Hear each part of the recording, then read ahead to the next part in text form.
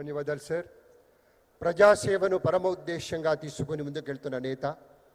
ధైర్యం, నిజాయితీ, దేశభక్తి ఈ మూడే ఆయన వ్యక్తిత్వంలోని మూల స్తంభాలుగా, ప్రజలే నా శక్తి అనే నినాదంతో సాధారణ మనిషి ఆవేదనకు స్వరం విచ్చి సమస్యలు తీర్చేటువంటి జనసేనాని, జననేత, ఉప ముఖ్యమంత్రి శ్రీ పవన్ కళ్యాణ్ గారి సందేశం.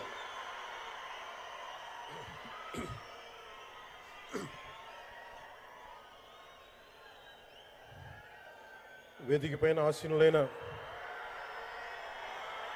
మనందరికీ స్ఫూర్తిదాయకమైన నాయకులు, మన గౌరవ ప్రియతమ భారత ప్రధాని నరేంద్ర మోదీ గారికి 5 కోట్ల ప్రజల తరపున, మనందరి తరపున వారికి మనస్ఫూర్తిగా హృదయ నమస్కారాలు తెలియజేసుకుంటూ స్వాగతం పలుకుతున్నాం. వేదిక పైన ఆసీనులైన గౌరవ రాష్ట్ర గవర్నర్ గారికి, అబ్దుల్ నజీర్ గారికి నా హృదయపూర్వక నమస్కారాలు. రాష్ట్రాన్ని ఒక తరం కాదు, ఒక ఎన్నికలు కాదు, 5 సంవత్సరాలు కాదు, ఒక తరం కోసం ఆలోచించే నాయకులు శ్రీ నారా గౌరవ ముఖ్యమంత్రి శ్రీ నారా చంద్రబాబు నాయుడు గారికి హృదయపూర్వక నమస్కారాలు. అలాగే వారి తండ్రి అడుగుజాడల్లో సమర్థవంతంగా అన్ని శాఖల్ని, తనకిచ్చిన అన్ని శాఖల్ని సమర్థవంతంగా నిర్వహిస్తున్న యువ నాయకులు లోకేష్ గారికి నా హృదయపూర్వక నమస్కారాలు. వేదిక పైన ఆసీనులైన కేంద్ర మంత్రివర్యులందరికీ, సహచర మంత్రివర్గ సభ్యులకి, ఇక్కడికి విచ్చేసిన శాసనసభ్యులందరికీ పేరు పేరు నా హృదయపూర్వక నమస్కారాలు. ఇక్కడికి విచ్చేసిన జనసేన నాయకులకి, తెలుగుదేశం నాయకులకి, భారతీయ జనతా పార్టీ నాయకులకి, ప్రతి ఒక్కరికి పేరు పేరున నా హృదయపూర్వక నమస్కారం. మనకి ప్రధానమంత్రి గారిని ఒకటే ఒక పదంతో పిలుస్తాం, కర్మయోగి.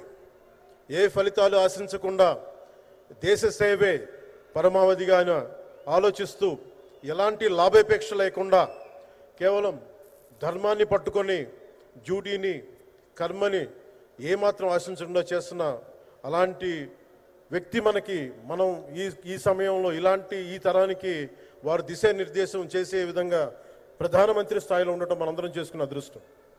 One who performs duty with truth, righteousness and discipline without attachment to results and dedicates action to the protection of the motherland attains eternal glory. The statement perfectly describes Honorable Prime Minister Shri Narendra Modi ji. Our Honorable Prime Minister Shri Narendra Modi ji is not just leading a government. ఆయన ప్రభుత్వాన్ని ఒకటే నడపట్లేదు, 2 తరాలని నడుపుతూ ఒక alpha రాబోయే ఇప్పుడు పుట్టిన బిడ్డలకి దిశానిర్దేశం చేస్తున్నారు.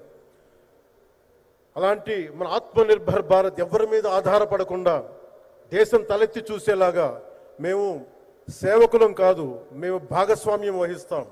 మేము దేశానికి, ప్రపంచానికి దిశానిర్దేశం చేస్తాం.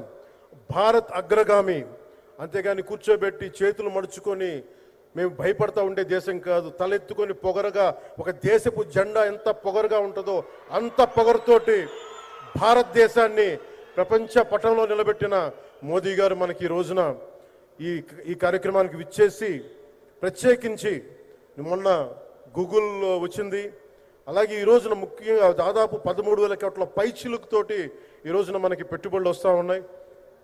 దాంట్లో ప్రత్యేకించి ఉరవకంలో 4,000 కోట్ల రూపాయలు పెట్టుబడి మనకి. ప్రత్యేకించి ఈ రోజున మనకి జిఎస్టీ పన్నులు ఎప్పుడు పెరగడమే తప్ప ఇప్పుడు తగ్గవు. అలాంటి పన్నుల భారాన్ని మనకి మోదీ గారు వచ్చాక దాదాపు ప్రతి కుటుంబానికి సంవత్సరానికి, ఇందాక సోదరు లోకేష్ గారు చెప్పినట్టుగా, ఒక 20,000 రూపాయలు